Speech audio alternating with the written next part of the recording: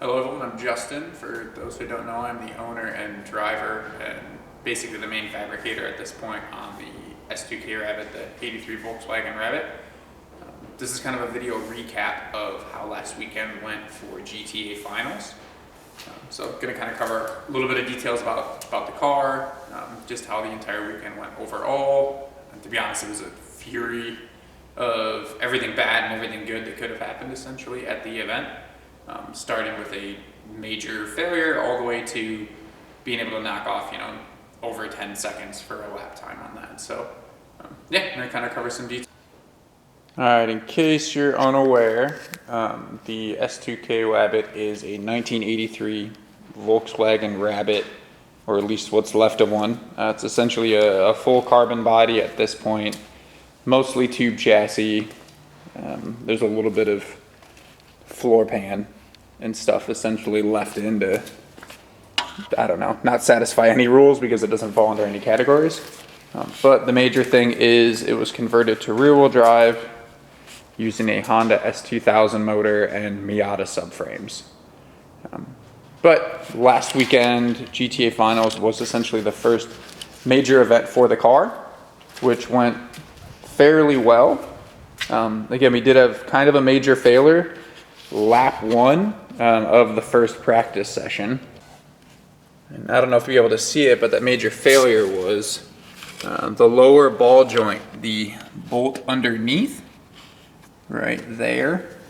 My finger's in the way, but that bolt right there managed to break and fall out, causing the ball joint to actually pop out of the control arm and shooting the control arm into the brake rotor. You can see kind of the damage there done to the end of the control arm, but anyone who's had a ball joint failure like that knows the wheel just essentially flops over sideways. So that happened on the very first lap of the very first session. Didn't even make it all the way around. Luckily it broke right at the pit entrance, so I was able to kind of just pull right in. Okay, so after we pulled the car into the pits, managed to get the car jacked up, which is kind of a pain anyway with all the aero and everything that's on the car. It's obviously not on there now, but I'll try and add some pictures of the car with the full aero. It's kind of a pain to find jacking points, everything like that, because it wasn't extremely considered designing it, but you can do it. It's just tough to do, in the mud at Buttonwillow.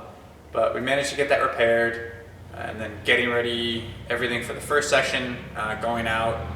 No clue about the track, no clue about the layout enough, any more than like videos that I had seen, which was kind of tricky enough, because I'm a pretty slow learner when it comes to the actual track itself. So first lap out was pretty nerve-wracking. Like the first whole session was basically just letting people by, waving everyone on through. Didn't have any idea what to do, and I think we ended up doing like a 212 or something, which was kind of a bit of a, not eye-opener, but was like, holy crap, like a little overwhelming for everything, just realizing how fast everything actually is and how fast the car wasn't being.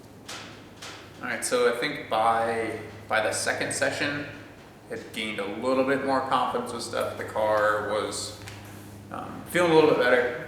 Again, suspension failure is kind of one of my big like fears when it comes to the car stuff, because you're kind of just along for the ride at that point. So having that happen super early on, coming basically just into sunset, and right when I loaded the car, the control arm popped. So not the worst place that it could have happened, obviously, but again, it kind of kept me a little hesitant for everything. I think we finished up the second session before lunch with like a 204, so nothing super exciting. Tried to get a little more track time, get everything going. The car actually ran extremely well. There wasn't really any issues that I was aware of. Once I started pushing the car, though, a little bit later on in the day, I started to notice the car was not so much missing up top, but just something. There was a bit of a hesitation, not quite sure, right around 6 to 6,500 RPM. So I was able to drive around. Just kind of spent the rest of the weekend short shifting from there on out. So again, with the S2000 motor revving at $9 grand, you're kind of missing out on a lot of rev range and a lot of power at that point. So my estimation is the car is probably down somewhere around 70 to 80 horsepower by having to shift so early. But again, with me being so new to the track and not being able to push very fast, it's not like I was really missing using that until a little bit later on. Now coming into coming into day 2, for whatever reason, woke up, felt a lot better after the 4 sessions from the day before. Probably had a little bit better night's sleep considering all the major stress was past at that point and the car was actually at the event. But was able to go out in the first session, and I think we did like a 157. So right away was dramatically faster. And then by the second session, actually got down to a 155 and was far enough ahead of the group that I was in. Say I'd been placed into group 5 through my morning 1 times, or day 1 times. That they had to bump me back up to group 4, which was good because it was cars that were kind of more on pace with where I had been able to get the car to, and it gave me a little more, little bit better targets. Being able to follow someone a little bit off in the distance that was a little bit more on pace, or even actually dramatically faster. Some of the cars in the group, it kind of gave me a chance to follow some of the lines through there, because I like the track a lot. It's very interesting. To me, the track felt very smooth, but again, it all comes down to setup for the car on that. The car is set up a little soft. Seven said the track was extremely bumpy, so it still felt very smooth. And then just coming into things like bus stop, being able to take that, coming into the first right and the left at 100 and something miles an hour in a lot of cases, and knowing that you could probably take it at 120, if not higher with the aero grip. It just was how fast was I willing to take it at that point, which is something I never kind of got to the max at or anything, but learning that stuff was actually really neat. I did actually run out of gas one time on session, which caused them to, I thought it was a aneurysm, them yellow flagging and then eventually red flagging the session, but later came to find out that 2 other cars had gone off too, so it didn't feel as quite bad. But that was a little funny because I have an 8-gallon fuel cell. We forgot to top it off, so did a couple laps, probably 3 or 4, came in for a tire change or a tire pressure check, went around and did another warm-up lap, and coming into Sunset, braking hard, the car kind of went lean for a second, and I was like, oh, maybe I'm getting a little bit of fuel slosh.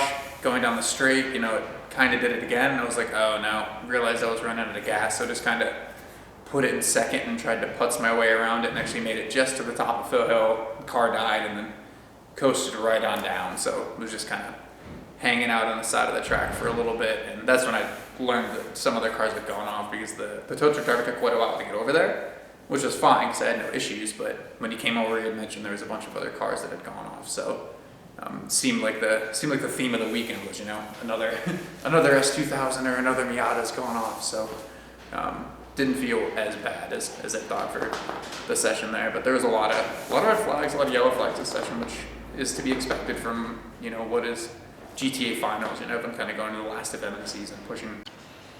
All right, I'm gonna kind of do like a walk around the car while I essentially close out this video. But the entire event was fantastic. Thanks to my friends that came out. Girlfriend came out, which was really cool.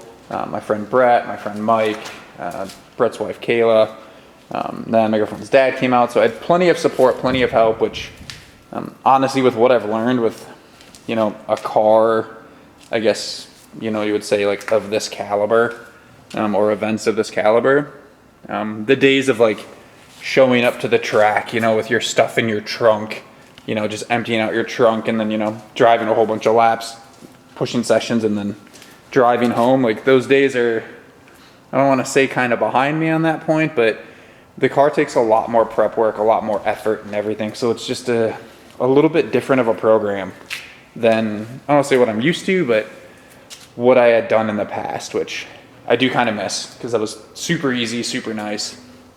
But again, couldn't be happier with the car, couldn't be happier with the turnout. Being able to go, I guess, sub 2 is always nice, and then being able to get down to 155 and knowing there's plenty of time left, it's just, finding the time in myself and putting together the lap is a great feeling. The event was super well organized, really gets me excited for the event in February.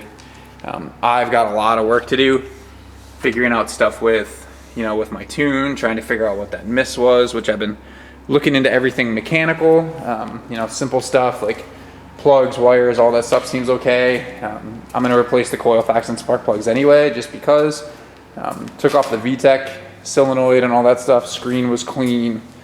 No issues with, you know, water or anything like that in the oil. There was a weird rumor going around when I ran out of gas that I had blown a head gasket.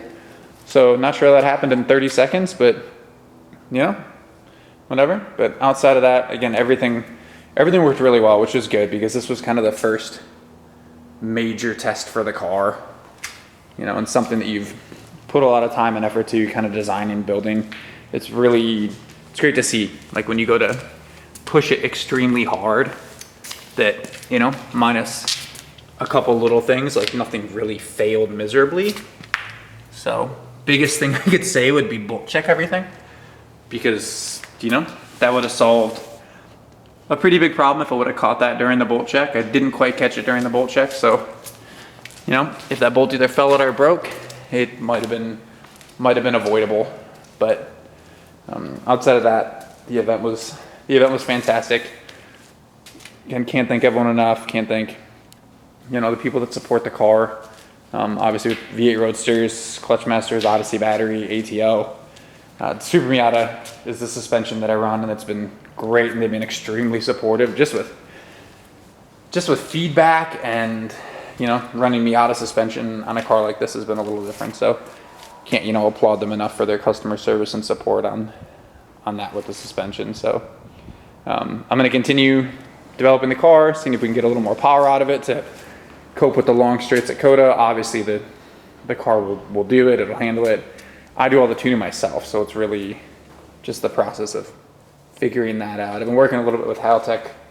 They've been helping me out a little bit on some settings, some things like that to make my life a little bit easier, since I'm still kind of learning on the tuning side. So, but outside of that, everything has been pretty well, worked out extremely well at the event, and couldn't be happier. So I guess I will see you guys in COTA.